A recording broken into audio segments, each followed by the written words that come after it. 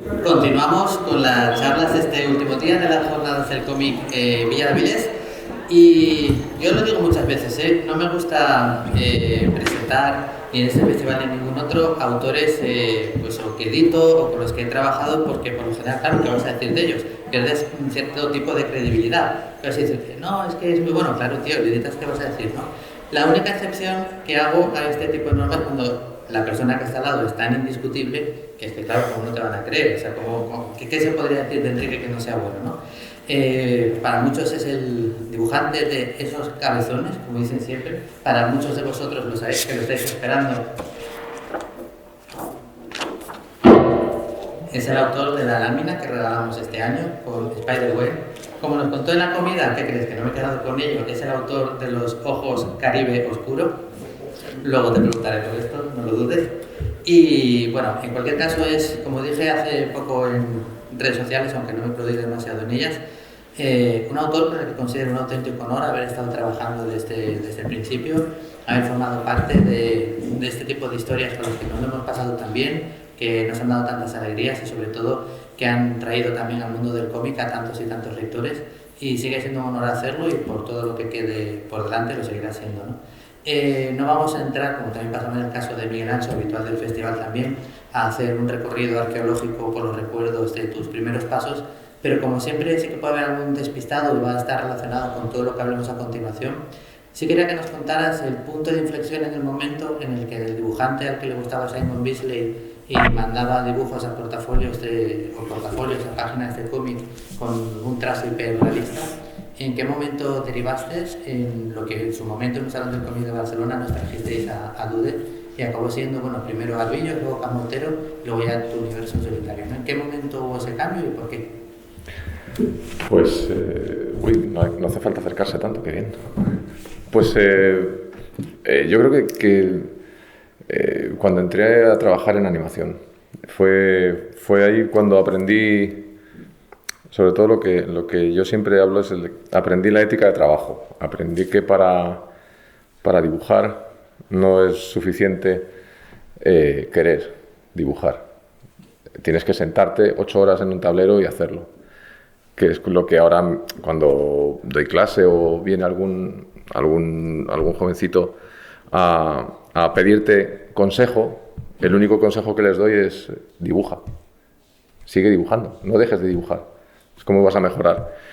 Y yo en animación me pegué 8 o 10 años a pico y pala, trabajando muchas horas y aprendí lo que era sufrir dibujando para poder disfrutar después. Pero primero hay que sufrir un poquito. Y entonces ahí fue cuando empecé a jugar con diferentes estilos. Como dices, hasta entonces había dibujado lo que todos queríamos dibujar cuando empezamos, pues superhéroes, Conan, lo que nos gusta. Trabajando en animación con otro tipo de trabajo totalmente distinto, con más línea clara, cuidando más la línea que el trazo, pues bueno, aprendí que me gustaba ese tipo de dibujo. Y a la vez que seguía haciendo mis Conan super deformes, pero de otro tipo, porque la proporción era brazo, cintura, brazo, o sea, nada que ver con ahora, empecé a soltarme en ese otro universo que se abría para mí de otro tipo de línea. Y el culmen fue cuando cambié el chip, porque ahora es muy fácil, ahora ya llevo 20 años y ahora es muy fácil decir, claro, funciona, qué bien. Yo iría ahora a cualquier editor y diría, claro, esto te lo publico, pero lo difícil era hacerlo cuando lo hizo él. Cuando nadie, llamé a unas cuantas puertas y, bueno, sí, qué graciosos estos dibujitos, pero nadie lo vio más allá, excepto Jorge Iván. Entonces, cuando me presento en un salón del cómic en Madrid, y estaba la típica, esto lo he contado más veces, estaba la típica fila de autores enseñando sus carpetas a un editor extranjero, famoso, del que diré al final el nombre, viendo todos los portafolios de todos los neófitos en aquel entonces.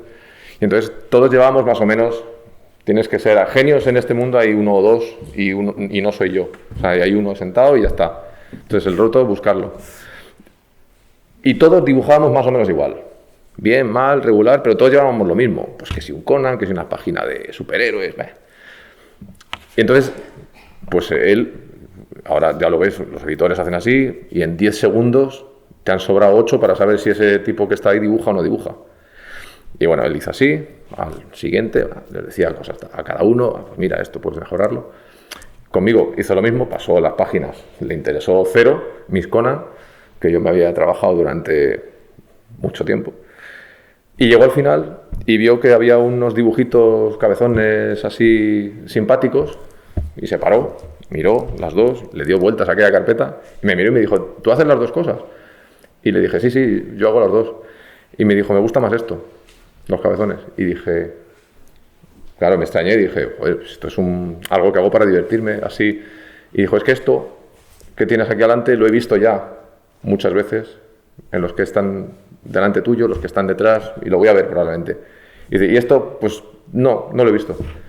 Y era Jim Starlin, el tipo que me dijo eso. Entonces, en ese momento aprendí dos cosas. Que si alguien con sabiduría de ese tipo te dice algo, tienes que escuchar, tienes que abrir las orejas. O sea, dices, joder, si alguien que sabe mucho te da, aunque solo sea ese detalle, ya me valió. Me dije, de acuerdo, venga, voy a intentar hacer algo que nadie ha hecho. Porque en ese momento la verdad es que no había gran cosa de ese estilo. Y entonces, como este tío que es el genio del mal en la sombra, él también lo vio. Cuando hablamos con él, dijo, oye, esto vamos a darle una vuelta, vamos a empezar a hacer cosas con esto. Además, la pregunta fue, esto puede ser, porque vio los primeros bocetos que eran de Arbillos o los de Alien, pero tenía también una carpeta, o sea, una libretita chiquitita con muchas más personajes. Algunos han salido a la luz, otros no hemos hecho nada con ellos.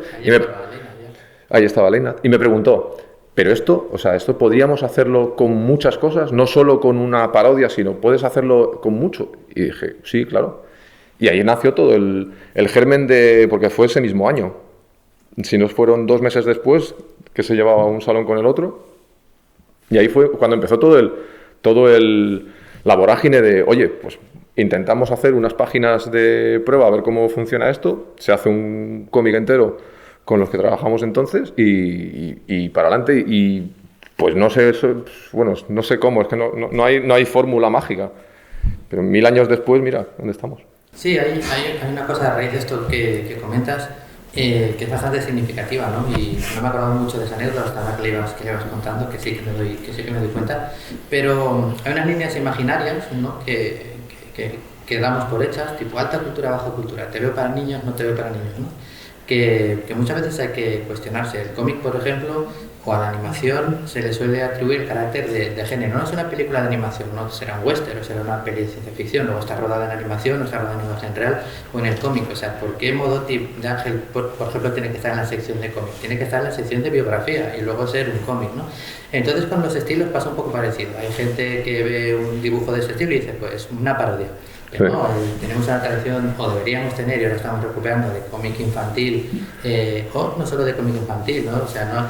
Has hecho historias de guerra, has hecho historias de samurái, has hecho historias de carta infantil y nunca ha sido un problema para el público el trazo. Pero ¿tienes alguna vez la sensación de que precisamente por este trazo hay gente que puede igual tomarse o pensar, no puedo hacer historias en serio? Sí, todos los días. Hasta hoy, sí. Porque aquí es porque sois todos amigos. Pero tú te vas a de hecho puedes hacer la prueba, tú te vas a una librería, alguien que no conozcas de nada, y le enseñas, hace así, cabezones, esto es ya está, que le ha dedicado 2 segundos. Bueno, eso tengo que luchar con todos los trabajos, ¿no?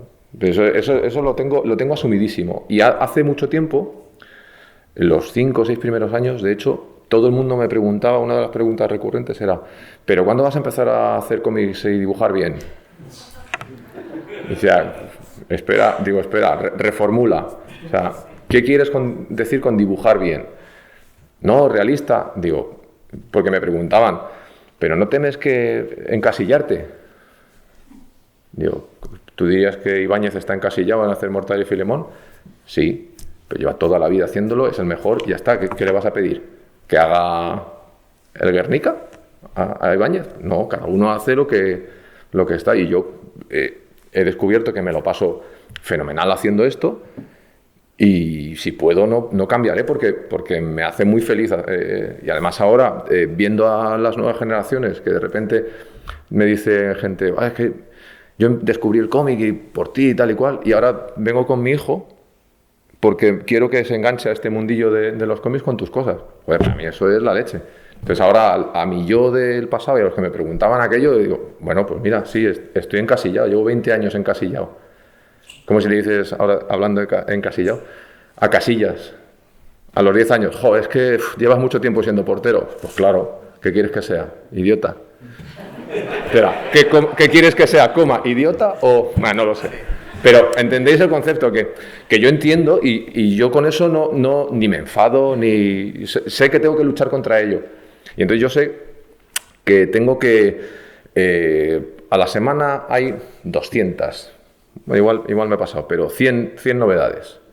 Son 100 novedades de mucho peso, porque hay muchas de editoriales grandes, de superhéroes grandes, de cosas potentes que tienen detrás una maquinaria que no os podéis imaginar.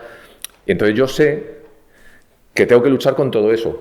Entonces yo sé que cada trabajo mío que pongo en una estantería, tengo que hacerlo lo mejor posible para que al menos yo piense y sienta que he hecho lo mejor. Entonces, yo respondo, como decía John Wayne, yo respondo por lo que hago y por lo que digo. Por lo que los demás vean, yo ofrezco lo mejor que puedo. Y luego ya, oye, que si llego a más gente o les gusta, pues yo estaré feliz, encantado. Pero entiendo que haya gente que tenga ciertos prejuicios, pero bueno, no es normal, vamos. Volviendo a aquella libreta de Primigenia. Existe aún. ¿Existe todavía? Que bueno, tendremos que ahí... Sí, algún extra. Que hemos hecho y que no hemos hecho. Pero siempre nos gustó, siempre estamos contentos cuando hacíamos las parodias, pero ya la pregunta que te lanzé aquella vez era precisamente porque yo siempre vi en ese estilo la posibilidad de hacer cómics para niños de cualquier edad, o sea, como por ejemplo para mí, yo leo Kobe y me parece extraordinario. Entonces, este fue el primer intento de utilizar tu estilo, para que se puede contar una historia épica, seria, dramática, de honor, de espada, sacrificio, y fue Kobe. Primero se publicó en 3 volúmenes, ya empezaba a pasar aquello de luego cuando lo sacabas en tomo funcionaban todavía mejor, y esa tendencia que sigue. Y recuerdo que aún así, a último momento, aunque tenías muchas ganas, tenías en aquella libretita, por eso lo decía, ya muchos bocetos de samuráis y Kobe, recuerdo que te entraron dudas y dijiste, ¿estáis seguros de que vamos a tirar el proyecto para adelante?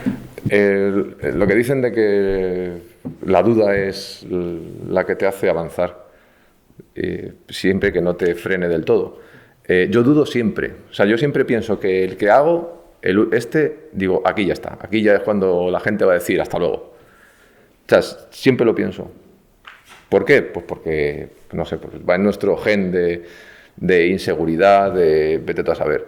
O sea, hay gente súper segura que además lo pone y dice, esto es la leche, esto lo voy a reventar y me voy a estar tumbado durante 2 años más porque de esto voy a vivir. O sea, gente muy segura de sí misma. Yo estoy seguro de lo que hago y de que hago lo mejor que puedo, pero no estoy seguro de la aceptación. De hecho, nuestro trabajo es un trabajo absolutamente ingrato. Para nosotros estos momentos son los que nos dan la vida, porque el resto del año estamos en casa ahí peleando con el tablero y con las cosas habituales. Entonces, el que a día de hoy, de hecho, todavía puedes escuchar a alguien y diga, no, es que con este estilo, pero luego se compra el Usagi Yojimbo. Digo, o sea, que un cabezón no, pero un conejo sí, correcto. Pues ya está. Es que, claro, sí, no, que yo no les juzgo, por favor, válgame. Ya sabes lo que dice, ¿no? Si no hubiera tontos, no habría listos. Por comparación. Una de las cosas también que permite el tipo de TVO que haces es huir bastante de la novedad. Esto en las librerías no te lo permiten porque hay un espacio limitado y claro, pero esto cuando vamos a salones lo hemos visto 1000 veces. O sea, tú poníamos el Kill Bill, que tenía un tiempo ya, sí, de años y años, y ponías la novedad que hubiera sacado y se vendía muy parecido. Tenía un carácter pues atemporal, ¿no? Por alguien que lo veía, el público casual, mira qué chulo, qué guapo, me lo llevo. Y así se aprecia un poco menos puntos de inflexión, porque te digo, esto homogeneiza un poco las fechas de salida, pero este fue un cómic en el que hablábamos mucho antes de que saliera, el de Cabezones del Caribe, y donde hubo un paso adelante todavía más en el estilo del dibujo, ¿no? A la hora de componer la página, sobre todo los fondos y los acabados. Ya estaba bien antes, pero aquí fue un paso consciente. Cuéntanos un poquito de ese momento de trabajar. Bueno, hasta aquí lo hemos hecho así, hemos hablado y hemos decidido que va a ser así, ¿no? No tengo claro si fue tan consciente como tú crees. Lo fue. Sí, porque para mí fue... Yo con cada trabajo me busco una manera de retarme a mí mismo, a mi capacidad como dibujante, como narrador, llámalo como quieras. Porque para mí eso es lo que te mantiene con las orejas tiesas para no acomodarte. Y en estos fue cuando empezamos ya a hacer, no conformarte con hacer el dibujito tan, quizás, no simple, pero bueno, más sacado también. La experiencia te va haciendo... Ahora ya hay cosas que hago naturales que hace 10 años me costaba muchísimo. Entonces, todo tiene un proceso. Entonces, bueno, quieras que no, es bastante orgánico. Todo ha sido muy... No he tenido que forzar nada. Y con Cabezones del Caribe, yo creo que fue uno de los primeros en los que pensé. De hecho, recuerdo además una página, una doble, que están los dos barcos y tal. Dibujar agua es muy difícil, menos para... Es que me estás matando. Es que todos los dibujas bien. Entonces, dibujar agua, y hay cosas que, bueno, te cuestan más trabajo.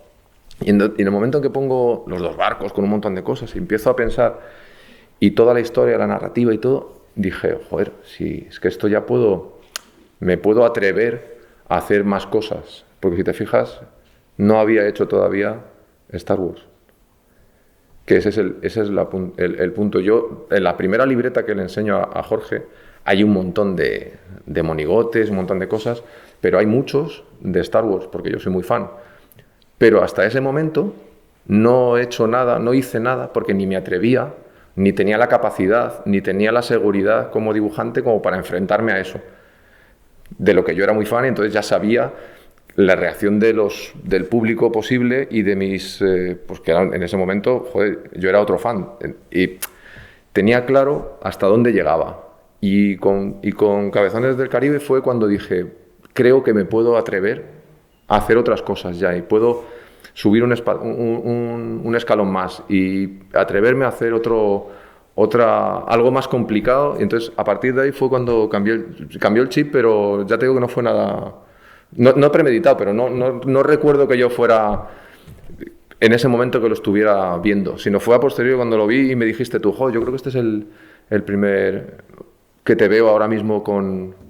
Y entonces me paré y lo miré y dije, bueno, pues hice como con Jim Starlin, abrí las orejas y dije, bueno, pues, oye, puede...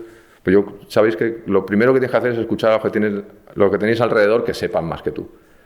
Entonces, bueno, él sabe más que yo de muchas cosas y hay que hacer caso. Hiciste, bueno, un montón de sagas famosas, todas las sagas famosas. Sí, no me quedan ya. Te han ido formando pasos, eso es una putada. Haciendo pasos por adelante, hiciste como Cabezones en las Galaxias, que sí. Sigues haciendo y por suerte sigue habiendo material y ya tienes casi la versión completa. Ahora saldrá cuando compró Disney, Lucas, todo el mundo se echaba las manos a la cabeza. Y yo dije, bien, material nuevo. Ahora combinamos los especiales en ese formato grande. Sí, claro, hombre. Hiciste El Señor de los Anillos, aquí pasa un poco lo contrario, te costó ajustar al nuevo tamaño de página. Mira, El Señor de los Anillos es mi espinita, o sea, yo lo haría otra vez ahora mismo. O sea, me lanzaría a hacerlo y lo haría totalmente distinto. Y bueno, pues lo dicho, has hecho Juego de Tronos, Juego de Cabezones, mejor dicho. Y has hecho también, muy a tu pesar en un principio, porque y luego ha sido uno también de tus mejores últimos trabajos en lo que a Parodias se refiere, de los que más alegrías nos han dado y de los que mejor están hablando, que es tu versión de Harry Potter. Sí. Pero te costó muchísimo atreverte. Mira, hay otro punto de inflexión fue con el octavo cabezón. Porque ya habíamos hecho Arbillos y había tocado el tema de Alien y bueno, tampoco veía la necesidad de retomarlo. Y entonces llega un momento en que Jorge Iván me dice, esto hay que volver a hacer algo con aliens. Digo, no, ya está hecho, yo ya, esto no... Dice, sí. Y utilizó el sistema que él cree que funciona, que es el de no hay huevos. Pero en realidad, a mí con eso no funciona, porque sí, creo que no... Pero sí lo ha hecho. Pero no fue por ahí por donde me enganchó. Fue cuando me dijo, yo creo que esto te lo tendrías que tomar como un verdadero reto a la hora de afrontar, porque son 4 películas que están separadas en el tiempo, no continúan. Y entonces, yo, más allá de la broma, empecé a darle vueltas y dije, es verdad, nunca había hecho unificar algo tan distinto, porque de la primera a la segunda, bueno, pues hacer 4 capítulos, pero darle una continuidad a todo era como... Y dije, vale, me lanzo a hacer la unión de las 4 películas y salí contentísimo porque logré hacerlo y, de hecho, gracias a eso, me atreví luego a hacer Harry Potter. Porque a Harry Potter le pasa lo mismo, son 8 películas, 9, 10, no sé cuántas son. ¿Cuántas son? Sí. Dependiendo de los libros, pero la historia principal, que esa es otra de mis, que yo hablaba hace un rato con Jaume, yo tiendo a pensar que todos los dibujantes escriben historias y les gusta, y resulta que, claro, luego cuando hablo con ellos, a la mayoría se la trae al fresco el escribir, o sea, no saben o no quieren, ellos dibujan. Y yo necesito escribir mis historias, o sea, me gusta contar las historias. Yo hablo poco, pero cuando me pongo a dibujar me gusta explicar cosas. Y con Harry Potter pasó algo parecido. Es, ¿cómo hago para unir 8 películas? Porque lo que teníamos claro era eso, decir, esto hay que hacerlo del tirón, porque no me vale de nada hacer un tomo ahora, otro dentro de otro año, 8 años con esto, la gente me va a tirar los tomos a la cabeza. Y dije, vale, voy a hacerlo uno. Entonces, hice una especie de disección de la historia. Dije, vale, a ver, ¿de qué va Harry Potter de principio a fin? Y entonces cogí la historia, porque las películas, digamos, tienen un hilo conductor de toda la historia de Harry con Voldemort, ¿no? Y luego son cosas añadidas que le vas metiendo a los secundarios. Y bueno, entonces me valió mucho para desde el punto de vista de como guionista, más que como dibujante. Pero como dibujante llega un momento en que ya, digamos, que dominas las cosas.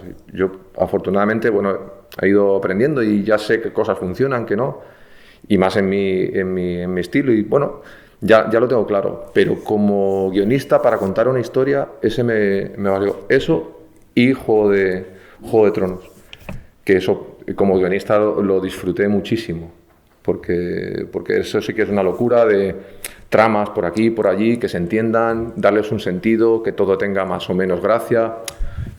Para mí esos son los retos más gordos que he afrontado. Sí, además, así hablando más en serio todavía, lo hablamos muchas veces, así a primera hora del día, que es según las sociedades. Primera hora del día son las 3 de la mañana. Sí, o sea que... ¿son las primeras horas del día o no son las primeras horas? Sí, la verdad es que sí. Sí. Entonces, aunque el estilo lo unificaba todo, había 2 tipos de trabajos que tú hacías con personajes conocidos, ¿no? Que forman parte que son ya iconos de la cultura popular. Por un lado estaba cuando cogías la película y la ibas siguiendo, adaptándola pues, a tu universo paródico, y luego estaba cuando cogías un personaje famoso para las películas, tipo el Capitán América, y hacías tu historia con el Capitán América. Sí. ¿no?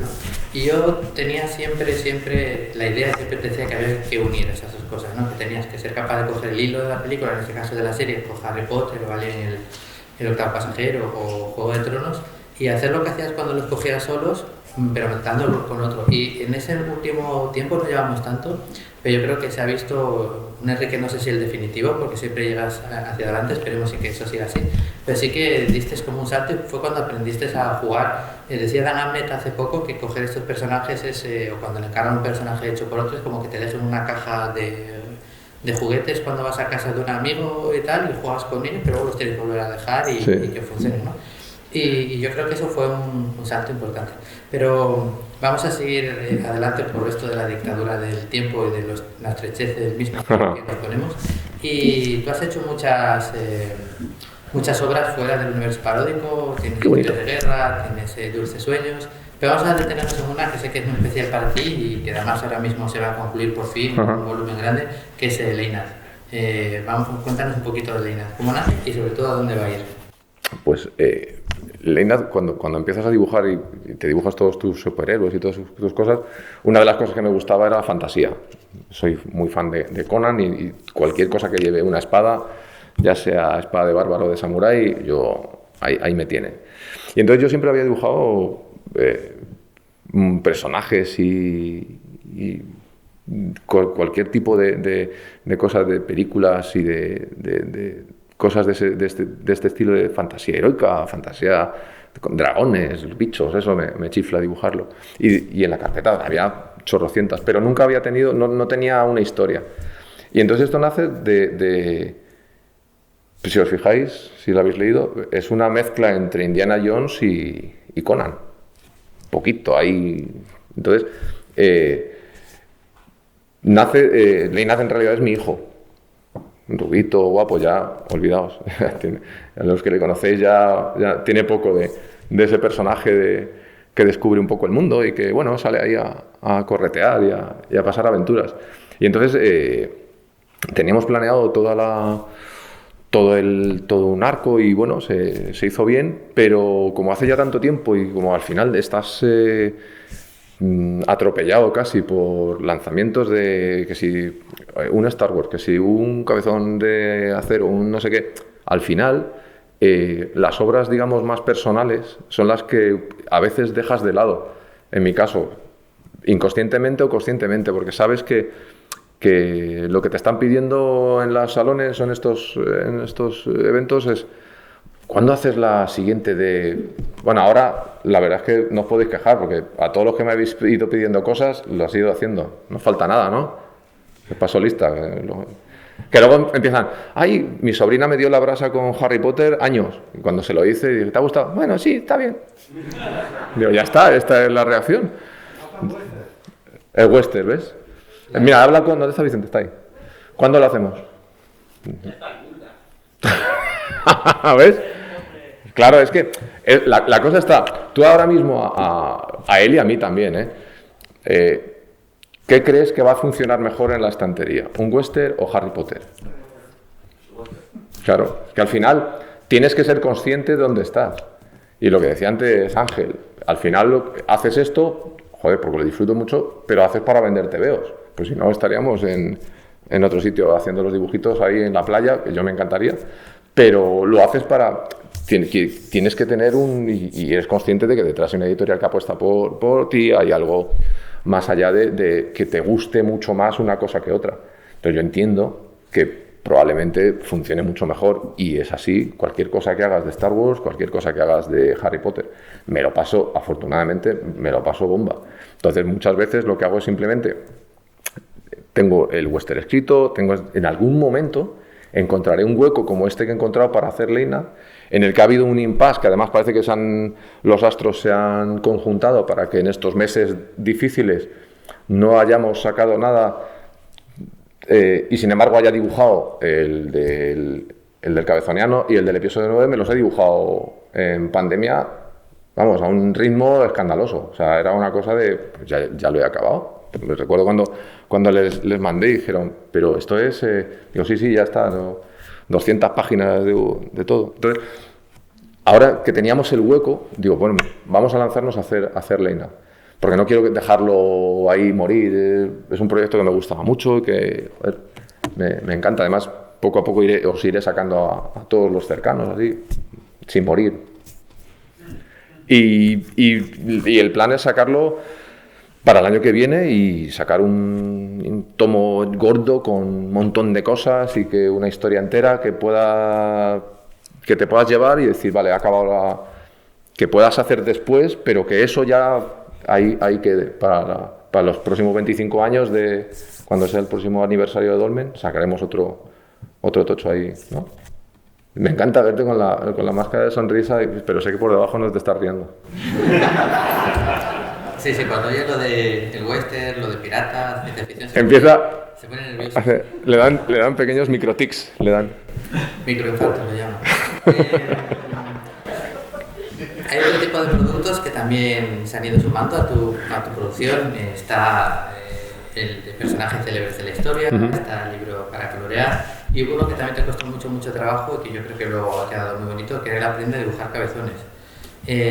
Todo esto también te sirve un poco pues, para desengrasar entre esas 200 páginas que haces en 3 meses de pandemia. ¿Cuánto tiempo estuvisteis diciéndome lo del el cómo dibujar? Porque además a mí me atacan por los dos lados. Ellos hablan y dicen, vale, tú el jueves le llamas tú y el domingo le llamo yo. O sea, es una cosa un poco... Mucho tiempo estuvieron. Y yo decía, a ver, yo no voy a... O sea, yo no sé qué contar, como... Yo no sé, dibujo. O hacer un libro. Yo decía como... Y llegó un momento en que, bueno, lo que dices, me senté un día y digo, ¿cómo planteo esto? Y entonces dije, vale, tengo un montón de páginas hechas y tengo un montón de cosas. Entonces... una cosa que yo veía en los Aprende a Dibujar era que la gente dibujaba cosas sobre perspectiva, entonces hacía otro dibujo nuevo y yo decía, vale, pero es que yo no quiero que sea un libro en el que yo dibujo todas las cosas nuevas, voy a utilizar todo lo que he hecho, que no es por ahorrar, es simplemente decir, no te estoy contando una milonga, es que esto es lo que yo hago cuando dibujo. Entonces, si yo te enseño una página ya acabada y te enseño los puntos de fuga, y te enseño cómo he dibujado esta cosa, cómo en algo que ya he publicado, pues yo creo que tenía algo más de credibilidad, sobre todo para los chavales que empezaban. Porque muchas veces, el mismo que hace un cómo dibujar, de lo que dibuja en el cómic, a lo que luego le ves publicado de él, dices, joder, no has hecho nada de lo que me estás contando. Entonces, a mí eso era lo que me tiraba para atrás. Y en el momento que dije, vale, voy a utilizar todo el material que tengo, voy a rebuscar todo, a ver dónde puedo encajar cada capítulo de... Primero me escribí qué necesitaba. El capítulo de perspectiva, capítulo de fondos, capítulo de personajes. Entonces, me lo pasé mucho mejor rebuscando y enseñando cómo hacía las cosas. No haciéndolo de no decir, mira, esto se hace así, pero yo lo he hecho de otra manera. No. Cojo lo que ya he hecho y te lo enseño. Retoqué limpié cosas, pues eso, coges personajes, los limpias de la página. Pero para mí eso fue aprender otra vez a ver un paso atrás y decir, pues mira, esto no me acordaba que lo había hecho así. Y me encantó. Y además, lo que tú dices, cuando llevas 3 o 4 parodias seguidas o del mismo tipo, algo así, o yo cuando tengo planeado, ya lo sabéis, desde ahora tengo los 2 o 3 siguientes ya los tengo pensados.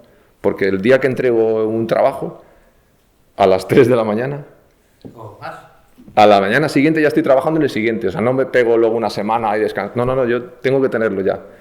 Y entonces muchas veces hay un momento en que digo, o sea, esto hay que parar y hacer otro trabajo distinto. Y este es uno de ellos, el de los personajes es otro. Me vale para resetear un poco también, tampoco es una... Mentalmente tienes que oxigenarte. No dejar de trabajar, no confundáis oxigenarse con dejar de trabajar, que la gente es muy dada a pensar, claro, te pegas un mes ahora. No, hago otra cosa. Y para terminar, a modo de curiosidad, una pregunta doble. Por un lado, tú escuchas mucho cuando la gente vas a salones y firmas y te dicen cosas. ¿Qué es lo que más te piden que todavía no has hecho? Y si las ventas no tuvieran nada que ver, ¿qué película o qué serie hubieras adaptado a tu universo que no has hecho todavía? Si las ventas no tuvieran nada que ver, habría hecho un western ya hace tiempo, aparte de Bulldog, o sea, un buen western. Pero de lo que me han dicho es que yo creo que ya he hecho todo. Ya te digo que no hay Buffy, quizás. Bueno, esto es una broma que hacemos hace mucho. Teníamos preparado Buffy pues cuando estaba Buffy. Cuando empezaba Buffy, de hecho. Ay, sí, vale. Y luego siempre se nos cruzaba pues un Indiana Jones, cosas más potentes. Y llegó un momento que ya no tuvo sentido hacer Buffy. Pero nuestra broma es, ¿qué es lo siguiente? Buffy, sí, claro. Y hoy, haciendo esa broma, había alguien que le ha dado un microinfarto. ¿Sí, de verdad? No va a ocurrir. Pero, o sí, nunca sabemos. Entonces, ¿qué cosas me gustarían hacer independientemente de ventas o de cosas? Pues, o películas. Joder, es que ahora, claro, después de ver Blade Runner o el tráiler del otro día de Dune, claro, me pones el palito y allá que salto. O sea, algo que fuera totalmente impensable. Algo de ese estilo, probablemente. Está pensando, ¿no? Sí. Pero ya te llamamos desde la mañana. ¿Alguna pregunta, si es rápida? Sí, como has dicho esto de ponerle retos, de que tenga que crear cosas y tal, podrías hacer una de todo el Arrowverso. Tienes pocas temporadas. En la Arrowverso son pocas temporadas y sobre todo súper interesantes, además. Bueno, pues... A ver, yo te lo dejo ahí. Mira, una de las cosas que sí que hemos estado hablando estos días, no el Arrowverso, pero la Liga de los Cabezones de la Justicia. O sea, pero el problema es, ¿tiene éxito? O sea, quiero decir, ¿tú sacamos ahora una de la Liga de la Justicia y funciona? Pues no lo sé, sinceramente. Ahora mismo no lo sé. Cómo está pues los niños, bueno, tiran más de Spider-Man, pero igual les pones un Superman y no lo sé. ¿Cómo lo ves tú? Liga de la Justicia, ¿sí? Si pones el Snyder Cut, quita cuál. Vegas Cat, pondría. No. A ver, que si lo estoy pensando en serio.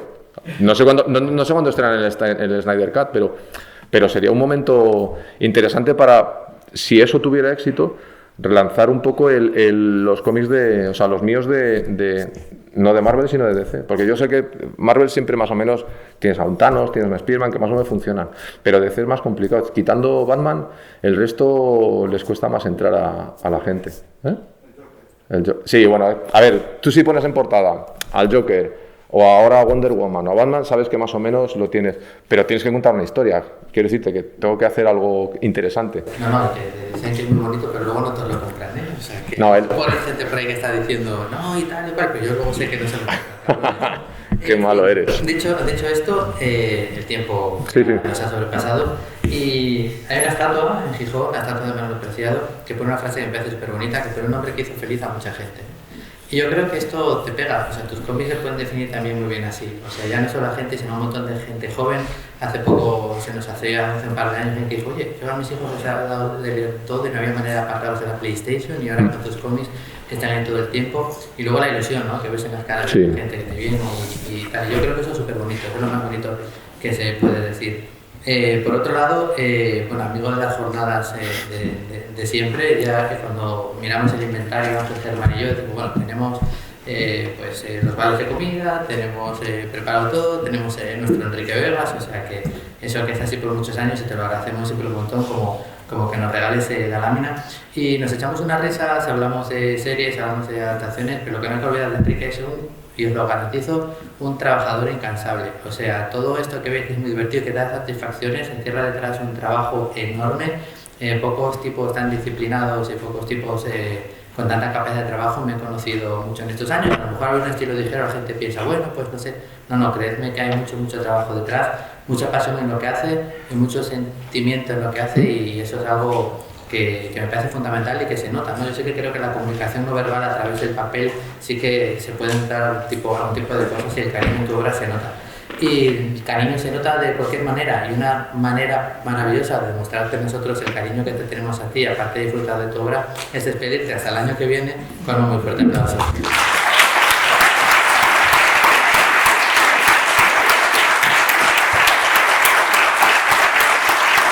Os besaría. Este año, además, tengo la excusa. Os besaría a todos mucho, pero no puedo, ya lo siento. Os abrazaría, os achucharía. Este año sería una locura esto, si nos dejaran. No lo hagáis, ¿eh? Cuidaos mucho. Y ahora, seguimos